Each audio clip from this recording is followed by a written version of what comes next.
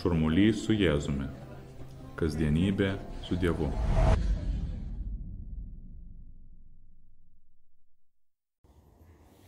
Paskutinį sveiki. Per paskutinę meditaciją bendroje maldoje, vėl būdami tavo Jėzaus akivaizdoje, apmąstėme draugystę, kuri kiekviena yra pašaukta augti ir didėti. Todėl, kai susipažįstame su vienu ar kitu žmogumi, elgiamės mandagiai, elgiamės maloniai, kažkiek praleidžiame laiką, bet kiekviena draugystė pašaukta augti, pašaukta didėti, dėl to, kas pažinties pradžioje yra mandagumas, yra šiltas elgesys, laikui bėgant gali atrodyti būtent kažkas, kas yra šalta. Šaltas bendravimas. Ir tai turbūt galioja kiekvienai draugystei su kiekvienu draugu, drauge, tarp žmonių. Tas pats galioja taip pat ir su Dievu. Yra vienas posakis lotynų kalba, jį kartodavo mano senelis. Kartodavo lotyniškai, tiesa, nieko nesuprasdavo. Sakydavo, quid procul est oculis, procul est elimine cordis. Ir tikrai nieko nesuprasdavau, bet mintis išvertus yra labai aiški. Sako, kas yra toli nuo akių, tas toli ir nuo širdies. Ir dėl to Viešpaties stengiamės palaikyti tavo akivaizdą, būti tavo akivaizdoje. Kas yra tikslas? Jau tikslas pats savaime būti tavo akivaizdoje, maldoje, čia, koplyčioje, bet ne tik koplyčioje, bet ir visą gyvenimą. Tai be abejonės yra tikslas, sakytume, kelionės pabaiga. Ir reikia nueiti tam tikrą kelią, kadangi tas dalykas nepasiekiamas iš karto. Ir vis dėlto tas kelias, kuris turi pabaigą, vis dėlto turi šiokią tokią ir pradžią. Ir ta pradžia yra bendra visiems šventiesiems. Visi šventieji, kurie turėjo labai gyvą maldos gyvenimą, labai gyvą Dievo akivaizdą, turbūt visi jie būtų galėję sakyti, būtų galėję sutarti, kad pradžia kelio, kurio pabaiga beprotiška meilė Jėzui, yra pasitikėjimo kupina meilė Marijai. Ir tai yra tiesa asmeninėje istorijoje ir daugelio mūsų asmeninėje istorijoje, maldos istorijoje, bet taip pat net ir atskirų tautų istorijoje. Prieš keletą savaičių popiežius kalbėjo apie Meksiką, apie Guadelupę. Ir ten, kaip žinote, katalikų tikėjimas atkeliavo iš Ispanijos. Ir vis dėlto, kaip sakė jis, kartais tie tikėjimo sklaidos būdai būdavo, sakė jis, pernelyg panašus į tai, kas buvo europietiška, kas vietiniam žmonėm nebuvo visiškai sava ar savita. Ir štai apvaizdos dėka ir Dievo dėka, jau pačioje pradžioje, kai tos tautos susitiko su tavimi, Jėzau, apsireiškia Marija, kuri padėjo, kad tas krikščionių tikėjimas Amerikos žemyne įsišaknytų, kad jis taip pat ir vietiniam žmonėm taptų savo ir brangiu. Ir tai įvyko pačioje pradžioje. Pagalvokime, Ispanija atrado Ameriką 1492 metais, Marija apsireiškė, nepraėjus, sakykime, ne vienai kartai nuo to meto, 1531 metais, kai Marija pasireiškė Juan Diego, Jonui Didakui, kaip verčiame lietuviškai tą vardą. Buvo praėję dar visai nedaug metų, maždaug vieną kartą po to, kai europiečiai įkėlė koją į žemyną. Ir jau pačioje pradžioje ten buvo tavo motina, kuri padėjo tam tikėjimui įsišaknyti. Marija pasirodė Jonui Didakui kaip vietinė mergina, apsirengusi vietinių gyventojų drabužiais. Taip pat įkalbėjo jų kalba ir taip rodė, kad myli tą vietinę kultūrą. Dar daugiau, Marija pasirodė kaip motina. Ir ne veltui tada, kai ji pasirodė, kalbėjo tą gimtąją kalbą. Arba kaip kartais sakome, motinos kalba. Būtent ta kalba, kurią, kai dar buvome visai maži, mūsų mamos kalbėjo mums. Būtent tie žodžiai, kurie turbūt giliausiai yra širdyje ir kurie giliausiai į širdį gali prasiskverbti. Gimtoji kalba, motinos kalba. Taip ir Marija, būdama motina, kalba su tuo Jonu Didaku, indėnu, Ta kalba, apie kurią daugelis iš mūsų apskritai turbūt nebūsime girdėję. Sako, ta actekų kalba arba nahuatl sakoma. Ta pačia kalba ir surašytas svarbiausias liudijimas apie Guadalupės apsireiškimą, apie Marijos apsireiškimą tą sykį Guadalupėje. Kai Marija apsireiškia, ji beveik visada kalba su tais, kurie yra labai paprastos širdies. Žinome turbūt ir daugiau istorijų. Fatimoje arba Liurde kalbėjo su labai mažais vaikais, su piemenėliais. Labai panašiai ir Šiluvoje. Visiems jiems Marija yra motina, su visais kalba kaip su vaikais. Guadalupėje tą sykį viskas buvo truputėlį kitaip iš pažiūros. Kalbėjo su indėnu, labai paprastu žmogumi, tiesa jau suaugusiu. Tuo metu, kai jam apsireiškė Marija, jam buvo 55 metai, jau turbūt tiem laikam žmogus sulaukęs tam tikro garbaus amžiaus, buvo vedęs, patyręs žmogus, bet tuo pačiu labai paprasto širdies, kaip vaikas ir ne veltui tavo viešpatė motina kalbėjo su juo. Ir tada, kai to pasitikėjimo pakanka, kai ta širdis yra pakankamai paprasta kaip vaiko, Marija gali padaryti didelių dalykų. Ir čia iš tiesų gali padaryti kažką labai nelaukto, kažką visiškai netikėto ar nematyto. Bet mainais už tai prašo pasitikėjimo. Lygiai taip pat ir šį sykį. Kai pasirodė Jonui Didakui, jį pašaukė, sakė, mano mažasis mylimiausias vaikė, sakė, Juanita, Jonukai. Kas linksma tai įsivaizduoti, kai pagalvoja žmogui yra 55 metai vis dėlto. Bet kalba kaip motina ir kalba tiesiai iš širdį. Toje kultūroje atrodo taip pat yra įprasta vartoti tas mažybines formas.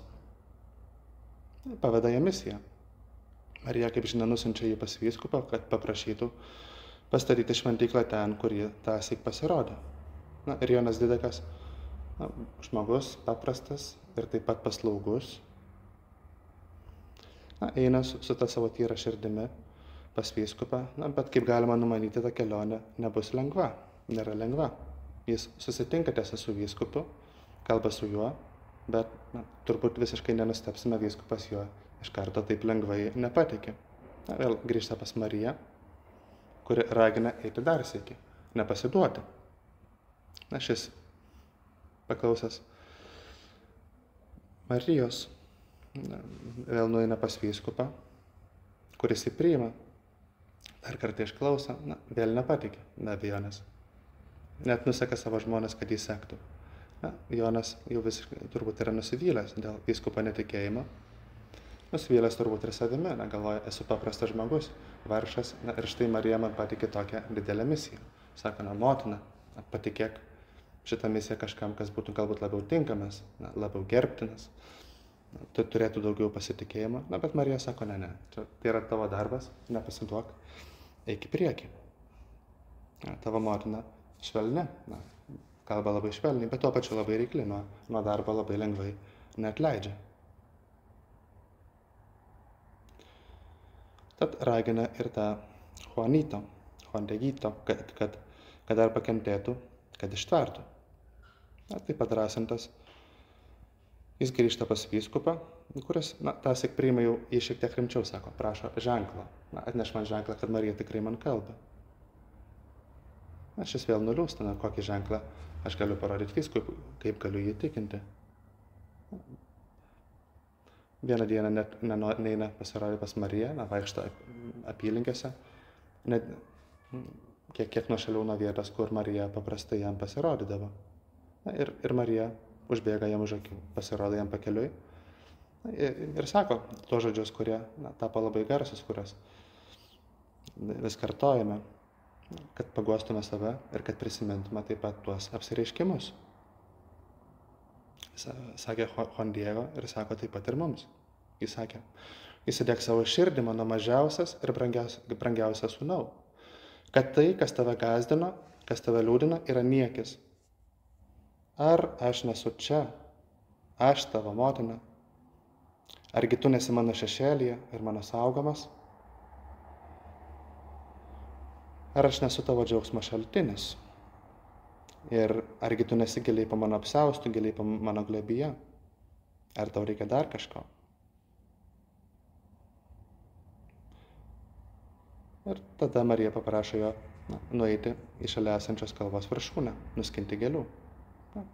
Tuo metu yra žeme, tas jaunukas paklauso, įlipa į kalvą ir suranda gėlių, galvodamas, kad tai yra stebuklas, vis dėlto yra žema ir štai tokios nuostabios gėlės. Įvynioja jas į savo apsiaustą ir pasirodo ir eina vyskupo rūmų link. Jis tam pasirodo, nueina iki vyskupo rūmų, kantriai laukia savo eilės, kol vyskupas galės jį priimti ir jo akivaizdoje atseka savo apsiaustą, kuriuo prisidengdavo ir kuriame buvo įvyniojęs tas gėles. Ir štai vietoje tų gėlių, kurias buvo surinkęs, ant apsiausto audinio matyti Dievo motinos atvaizdas. Ir tai būtent yra tas atvaizdas, kurį pažįstame, matant Guadelupės akyse. Tuos pagrindinių veikėjų atvaizdus, Juan Diego ir vyskupą. Vienas iš to atvaizdo stebuklų, iš tikrųjų, kurių yra daug, yra būtent, kai žvelgia jos akis, taip visiškai pritraukia zoom, žmogaus akis nepajėgia tą matyti tarsi siluetai, tų veikėjų tarsi vyskupo ir Juan Diego. Iš tikrųjų taip yra.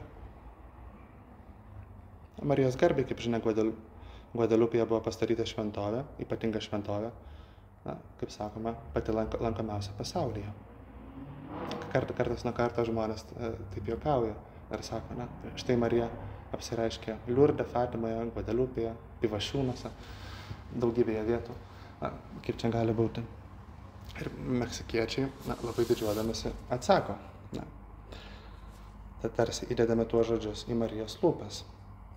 Tarsi jis sakytų, Fatimoje, Liurde ir kitur aš kartais lankausi, Guadelupėje aš gyvenu. Bet, mūsų pagodai galėtume pridurti, kad tavo motina Jėzau gyvena ir Lietuvoje. Esame Marijos žemė, tavo motina žemė ir tuo taip pat didžiuojamės. Kai Marija apsireiškė Šilvoje piemenėliams,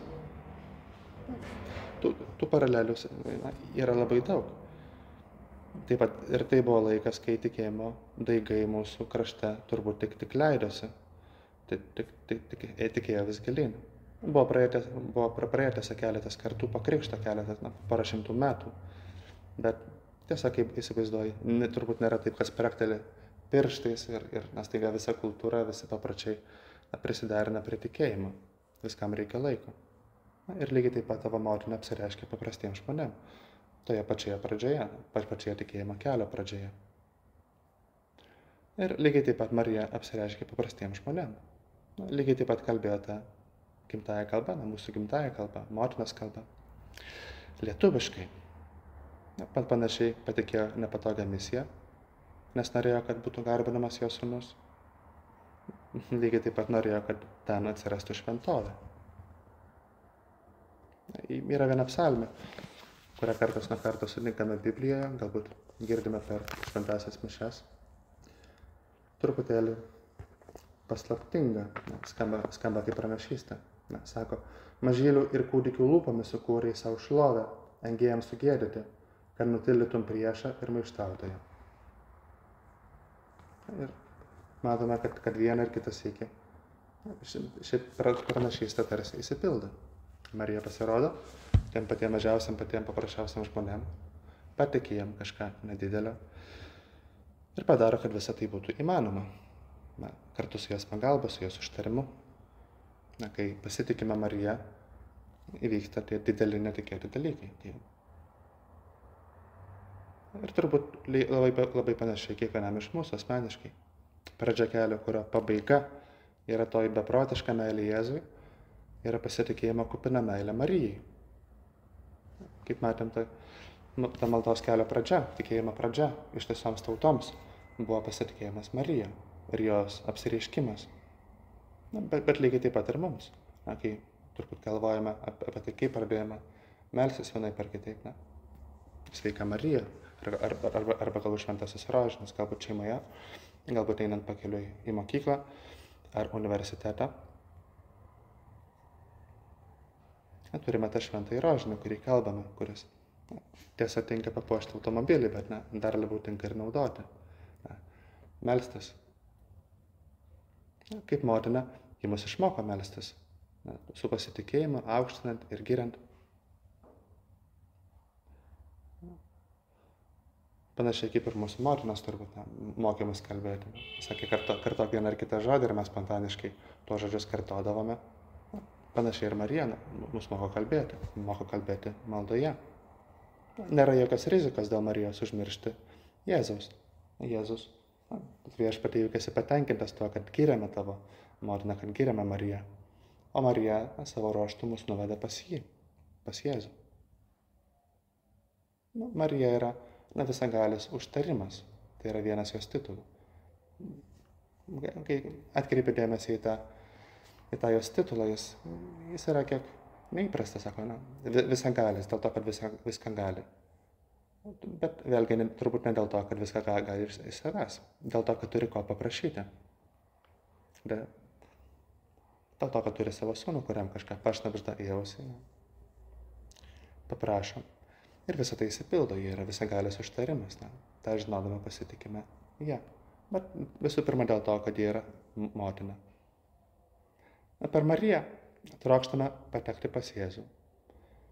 Ir prašome tavo viešpatie pagalbos, kad Marija ir mums būtų takas pas Dievą. Kad ir mums būtų motina, kad ir mus išmokytų kalbėti tą Dievo vaikų kalbą, kuri yra maldos kalba. Kad išmokytų melstis. Kad būtų kelias į tave protišką meilę. Kad per Mariją tikrai patektume pas Jėzų. Amen.